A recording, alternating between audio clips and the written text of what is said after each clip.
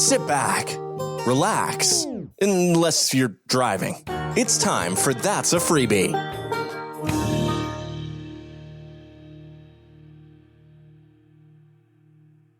You're listening to That's a Freebie, the only podcast that mixes all the latest news from my little world with interesting stories from the rest of the world. I am your host, Diggy, and as usual, I am going to open up with an Ask a Freebie question. This is the section of the show where I answer questions from all of you. And this week's question is from Toby. This was a question Toby asked in the car the other day, and I thought it'd make a good Ask a Freebie question. And he asked, would you rather have a convertible or a car with two seats in the boot? Now, by that, he means like a seven-seater. I'm trying to think of an example, like a Vauxhall Zafira or something similar to that, like a people carrier type thing. The reason he asked is we saw a convertible Mini on our Mini spots, and it had the roof down, and he was very impressed by it. But he also misses, we used to have a Vauxhall Zafira, and he really misses being able to sit right at the very back. And he's always saying, can our next car please be another car with seats in the boots? But then he saw the Mini with the convertible and thought, I also like the idea of that.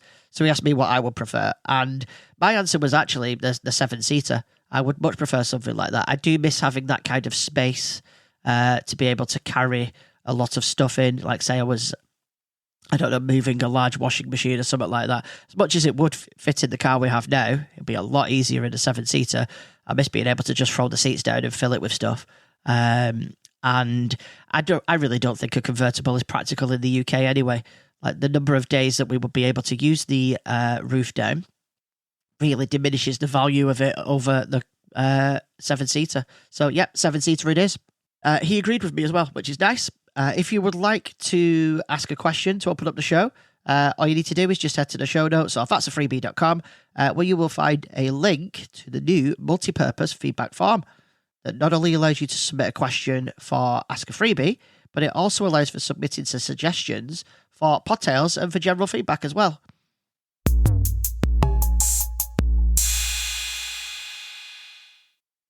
Going to kick off the show this week with a very important public service announcement. That is that the McRib is officially coming back to McDonald's in the UK. Now, for those of you that have never had a McRib, it is basically a pork pate with like I think it's a barbecue sauce on it. It's essentially meant to taste ribby.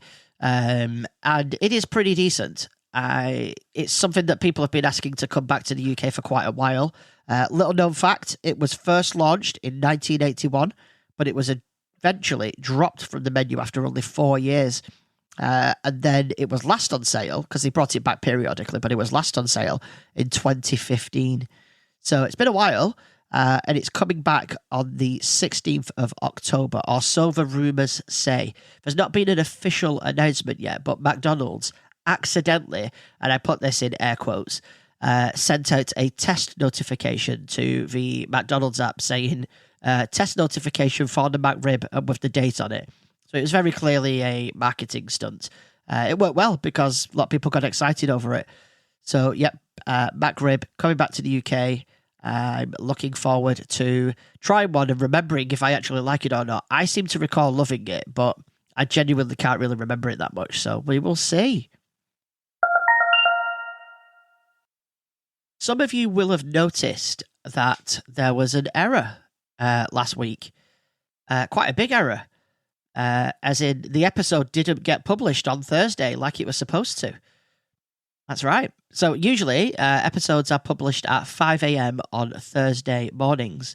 I had a very busy Thursday last week, and so I didn't really get a chance to check. Usually I open up my podcast app at the start of the day, make sure it's all gone as according to plan. I even listen to the episode to make sure there's not been an issue or I've uploaded the wrong version or something like that, you know, or I've made a spelling mistake in the show notes, because of course I only ever notice those after I've published the episode and it's gone live, no matter how many times I double check. And actually I opened it up to find that the episode wasn't there at all. So when I had a look into it, I'd accidentally chosen 5 p.m. as the time to make the episode go live. And I thought, oh no. So I went into the application to change it, and I discovered that there was some downtime, so I actually couldn't change it. All I could do was cancel it for whatever reason. So in my infinite wisdom, I decided, well, actually, I've been considering changing the release date anyway, and I've also been thinking about my editing times, because currently what happens is basically I either record on a Monday and edit on a Monday, or record on a Wednesday and edit on a Wednesday, and then release on a Thursday. It doesn't give me much room for error. And Mondays and Wednesdays are my days where I'm not doing my regular day job, and I'm in high demand. Like, a lot of people want, this doesn't sound right, but a lot of people want a piece of me, and there's only so much of me to go around. And so it makes it quite hard sometimes. I end up having to edit it in a rush, and I'm worried I've made mistakes, or I haven't been able to do as good a job as I wanted, blah, blah, blah. You know, all the usual stuff. So I actually thought to myself, well, this gives me a chance to change the publish date to a Monday at 5 p.m., which is the new publish date. So 5 p.m. on a Monday, I'm going to experiment with an evening release just to see how that goes. And it also means then that I've got the whole week then. So if I record on a Monday, which is always the plan, I always aim to record on a Monday. If I record on a Monday, I've got the entire next week then to get the editing done, and I don't have to just cram, like, because it takes me to edit and to write the show notes and to create an image. It takes me about 4 to 5 hours to do the whole recording, editing, and putting the show together thing. Just adding the chapters to the show takes a good 20 minutes because of the way I have to do it. And so it does take time. So it gives me a bit more leeway. Like, even if there's a week where I don't get to record on Wednesday, record until Wednesday, it means I've then got Thursday, Friday, Saturday, and Sunday to get the edit done. And at the very worst, I've still got all day Monday when I'm off to do the edit, so I can publish it for that evening. So it actually gives me a lot more leeway, and I don't have to quite panic over getting things done as much. So that's the main reason why I've decided to just go with that. And it also means that I'm a week ahead now. So this episode that I'm recording now on I actually can't remember what date it is, the 23rd of September, is actually not going to be released until the 30th of September. So it's just got me that little bit ahead as well. And I'm going to try and get maybe a couple of weeks ahead. We'll see. I keep saying I want to do this, but it's hard to do because, you know, the way time happens. It does mean, though, that you people that are subscribed to That's a Freebie Plus will get the episode a full week early. So you'll always be right on time, because I still will be publishing it straight after I've recorded it. I'm even going to do that if I manage to get ahead. So you'll be a couple of weeks ahead at that point. So nothing to worry about there. You're not going to lose one of your perks or anything like that. I just thought I'd mention it because, it caused some confusion. I actually did get a couple of emails, and somebody I know in real life said, "Is there something wrong because you've not published an episode?" I should have posted it on social media, actually. I forgot, to be honest. Things got busy. And then it didn't happen. Time for another tram story of the week. This is really starting to become a thing, isn't it? Once again, I saw a family that had the wrong ticket on the tram. And it's easy to do, I think. I mean, it's not easy to do. It's easy to look up and find out what the correct thing to buy is. But it seems like it's easy to either not realise what you need, or be a bit negligent in what you're looking at, because it seems to happen an awful lot. But it's dead easy to work out. It really is. It says it on the machines. There's a website you can go to. It's all there. All the information's there. But people choose to not look too hard so that they can get away with it. And you know what? I don't blame them. If people want to try and get away with it, let them try and get away with it. Just, my view is, when you get caught, you got caught. It's as simple as that. And that is the advice I'd like to give to these people that we saw this week. So the inspectors got on the tram, as usual. I immediately saw the what I assumed to be the mother of the group, because it was a mum, a dad, and I think there were 3 children. And I immediately saw her go, well, the look on her face told me she hadn't got a ticket, or something was wrong with their ticket. She started whispering to the person behind her, trying to tell them what to say. You could just see it. I always like to do this. As soon as the inspectors walk on the trams, I like to look up and down and look at people's faces, because you can always tell instantly who hasn't got a ticket, because they go into panic mode, trying to come up with an excuse. And I think half the time, if you just said, "Yeah, I messed up," they're actually all right. They'll let you get off and get a ticket at the next stop. I've seen that happen many times when people say that. But as soon as you try and start coming up with absolutely lavish excuses that make no sense, they're not having any of it because it's obviously not true. So this particular family, basically the inspectors walked up to them and she said, she gave them the tickets and they said, I don't know what was wrong. I actually couldn't tell what was wrong from where I was. But she gave them the tickets and she immediately jumped into having a go at the inspector, saying it's not very clear why. So the inspector hadn't even said it was incorrect. Like, they gave him the tickets. She started looking through them and reading them. And this woman just went, she started shouting, what was it now? She started shouting that it's not very clear what you're supposed to buy. I bought the right thing though, based on what it said. It said this, and you could tell she knew she'd done the wrong thing because she immediately went into defense mode. And the inspector, I could tell, just sort of looked at her, and I've seen this inspector many times. I could tell what they're going to do. She was just going to say, yeah, you know what, just get off at the next stop and fix it, or something like that. But then she started swearing at her and shouting at her, and she sort of took a step back, and as she did it, another inspector from behind her went, I was going to let you off, but I've changed my mind. Get off. And he made them all get off at the next stop. And I don't know what happened from there. Obviously, I was continuing at that point. But yeah, just don't lose your temper at people. Just say, I'm sorry, I made a mistake. I thought it was correct. And they'll probably help you. But no, people have to shout, don't they?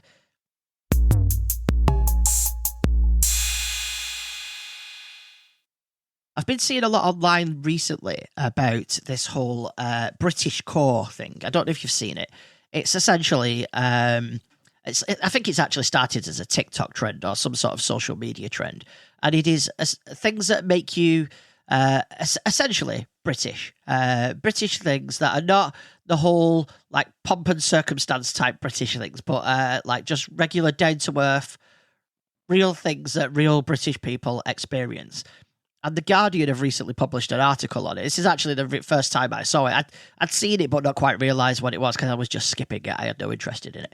But when The Guardian printed an article, I thought I'd have a quick read of said article. And they've basically published 100 things that essentially supposedly make you British, that every British person has probably experienced in their life.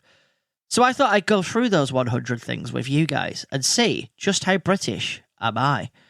I'm going to do 50 of them in this Podtails section, and I'm going to do the remaining 50 in the That's a Freebie Plus section at the end, because I think 100 in one go is quite a lot to do, because I am also going to give a little bit of commentary on each one, or some of them, maybe not each one. I have not read them.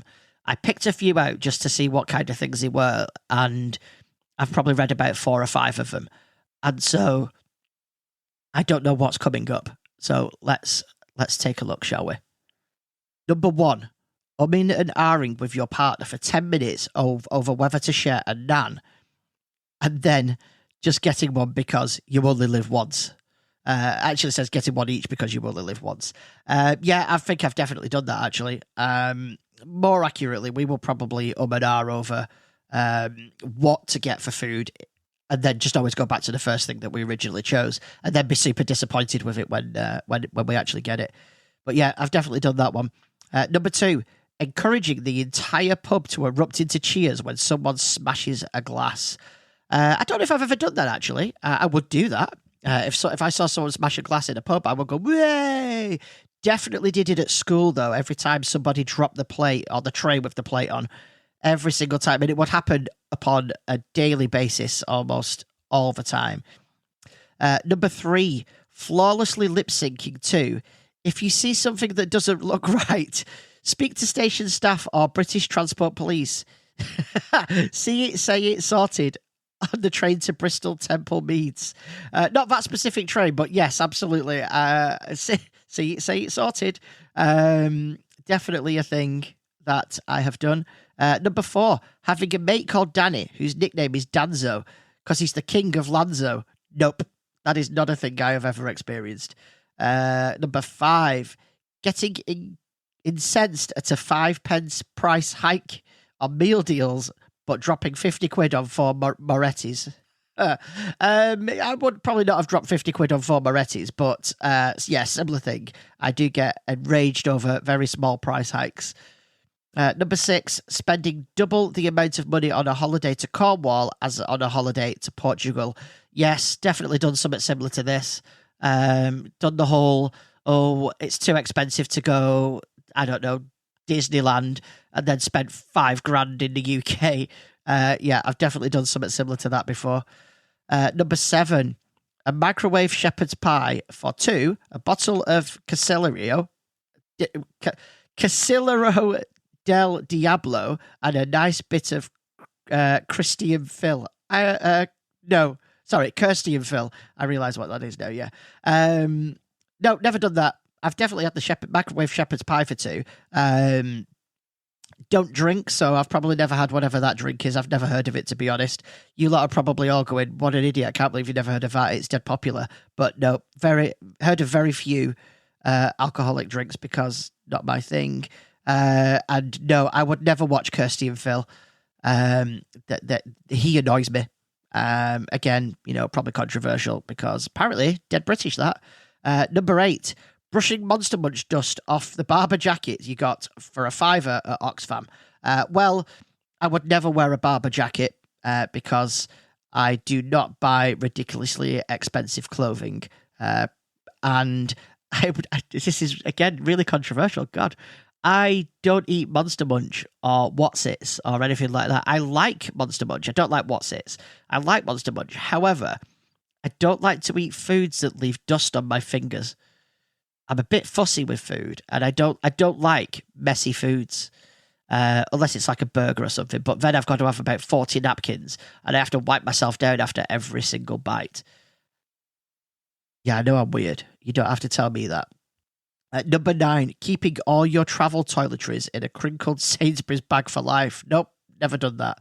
Number 10, my wife told me to stop playing Wonderwall. I said, maybe.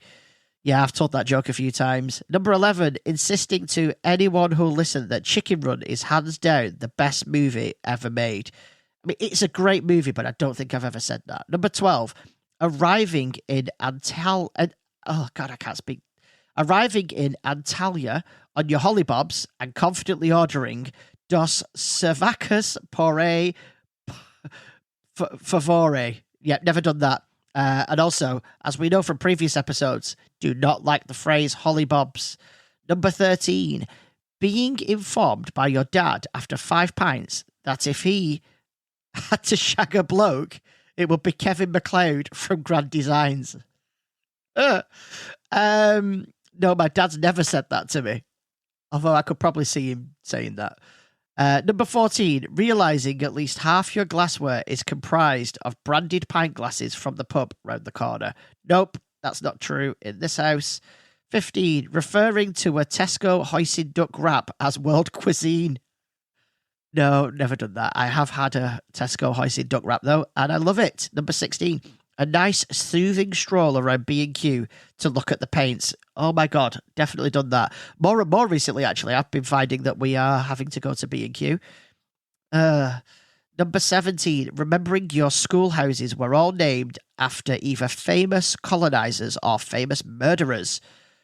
No, that was not the case at our school. In high school, they were named after the lakes, so I was in House Coniston.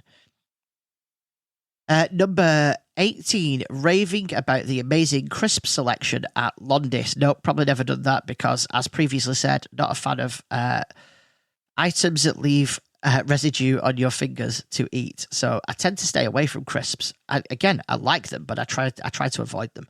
Number 19, saying it's 5 o'clock somewhere while ordering 2 pints of Strongbow dark fruit at 11 a.m. at an airport, Wetherspoons. Yeah, I probably have done that. I know I say I don't drink, but I have in the past. So yeah, I think I might have done that. Number 20, listening to N-dubs at the back of the bus with no headphones. Nope, never done that. And you know why? Because I'm not a Anyone that does that needs to sort themselves out. Number 21, joining a WhatsApp group called Malvern Hills Massive. Nope, never done that. I know this is just a name that's been put in there, and but I've never joined a WhatsApp group for my local area. Number 22, knowing at least one person who was an extra in the Harry Potter films. I don't think I do. It's possible, though. It is actually possible, but I don't think I do. Number 23, leaving a baby shower, gunning your Fiat Punto down the road and turning to your mate and saying, so, not to be catty, but... no, never done that. Number 24, getting into a physical fight over which is better, scampi fries or bacon fries. It will come as no surprise that I've never done this. I don't like either. Number 25, point blank refusing to watch the episodes of Jonathan Creek that don't have Caroline Quinten in them. No, I've never avoided an episode of Jonathan Creek for that. Just on a side note, though, I do love Jonathan Creek. 26, having a 10-minute discussion about whether the sound of pigeons queuing is a banger. I've never considered that, but I do now. Number 27, saying you're just going for one and ending up at a drag night in Cardiff 2 days later with Sanjay from uni, 3 of your former Woolworths colleagues, and the Torquay days of a tag-along hen do. Wow, nope, definitely never done that. I've probably done similar, though. 28, insisting to a horrified Italian that lasagna is a quintessentially British dish. No, I would never do that. 29, watching Waterloo Road. Nope, cannot stand that programme.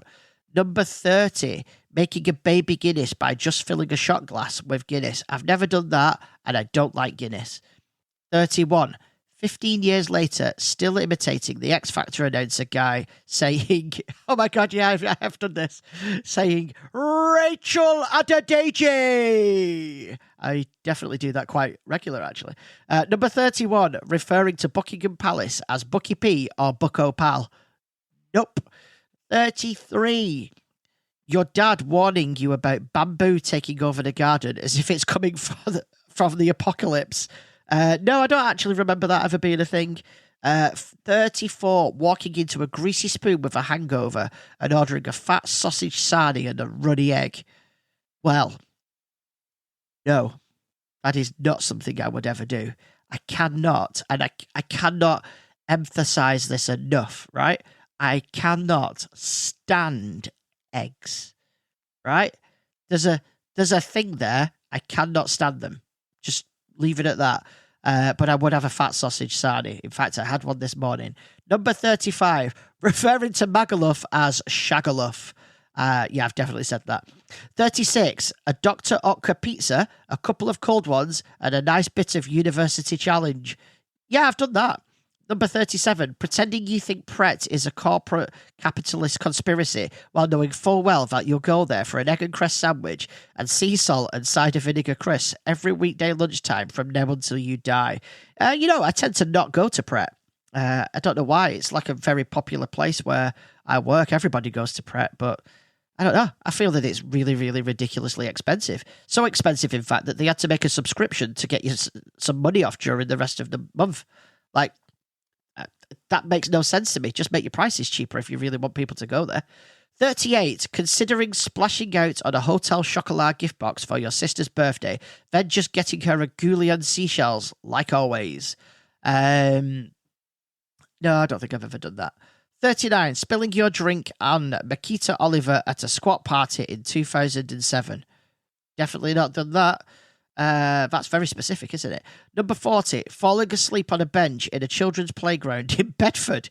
No, I've fallen asleep in many pub doorway, though, in my younger days. Never a children's playground that I can recall. Number 41, dressing for a night out in -3 degree weather in strappy heels, a bodycon mini dress, and nothing else. Oh, I've definitely done that. No, I've not done that. Number 42, following Jane McDonald on Instagram. I don't even know who Jane McDonald is. So, nope, never done that. 43, reminiscing about your 10th birthday party at Pizza Express. I would never have got a birthday party at Pizza Express. I get the back room at home and that is it. 44, being absolutely devoed that the pub's run out of Scotch eggs. See previous comments on eggs. 45, pretending not to know who David Dickinson is. Is that the orange guy from Bargain Hunt? I think it is, so I do know who he is. Why would you pretend not to know who he is? Is it just embarrassing that you've been watching Bargain Hunt or something? I don't know. 46, posing for a picture with your hands in your pockets beside a brick wall, like a new EastEnders cast member announcement. Yeah, I've done that. 47, pairing a bucket hat with a pair of reflective motorway worker pants and little trainers. No. I'd like to see the person that does that, though. 48, trying to add Snap, Crackle, and Pop from the Rice Krispies ads to your Instagram close friends stories. No, I've never done that. I don't understand even why that's a thing. 49, saying "way, woohoo," and "way" at any given time for any given reason. No, I hate people that do that. 50, stag do in Warsaw, wedding in Menorca, divorce in Nottingham. No, I've never done any of that. Wow, okay, that was intense. I will do the other 50 later in the show. Well, at the end of the show, actually. After the show, in fact. That's a Freebie Plus. If you want to send something just like this in, or a topic that you'd like me to research and talk about so that we can learn about it together for Podtails, all you need to do is go to the show notes and click the link for the multi-purpose feedback form, or go to that'safreebie.com/ask. And I think it's safe to say that we've just discovered that I am not very British.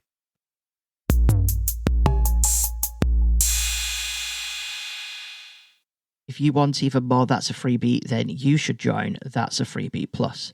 Just head to the show notes or that'safreebie.com and click the link. There, you can join for just £4 a month. Your membership gets you the Plus feed of the show, which is sent out immediately after it's recorded, which includes almost zero edits, other than long gaps, so you can hear me plan the show and hear all of my mistakes. This feed includes the exclusive That's a Freebie Plus segment at the end of the show. And if you can't do that, or you don't want to, that's okay. You can still help by sharing the show far and wide and leaving a review in your favourite podcast client of choice.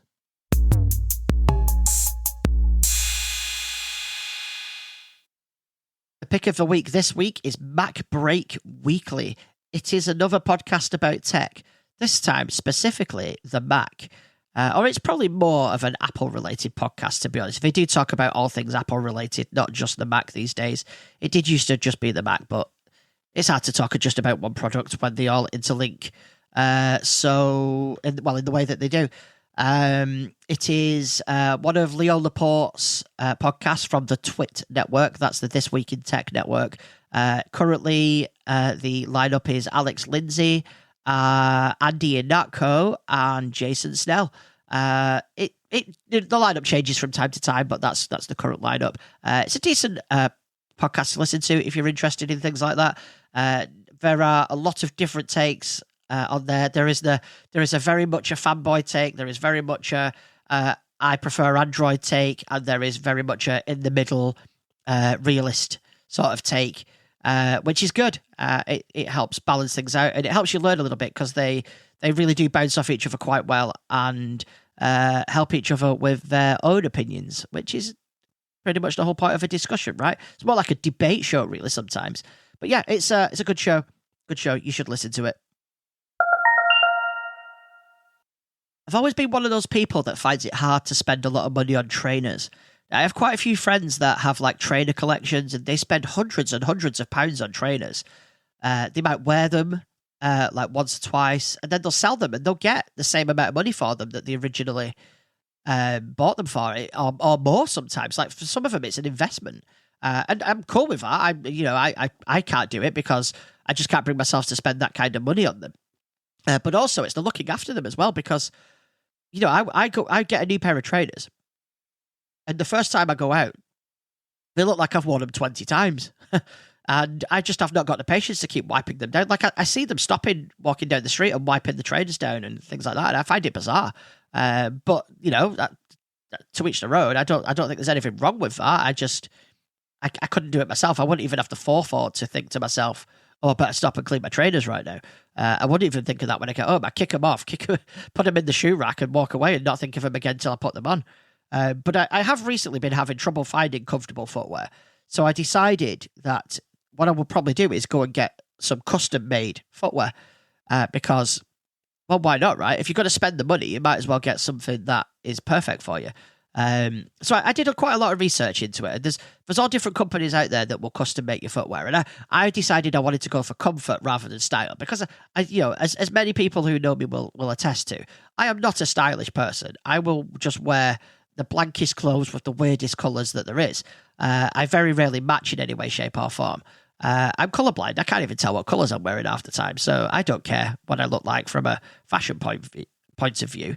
But anyway, I was doing this research on the shoes, and I found that the banana skin ones were quite possibly the most comfortable ones out there, and obviously for slip-ons.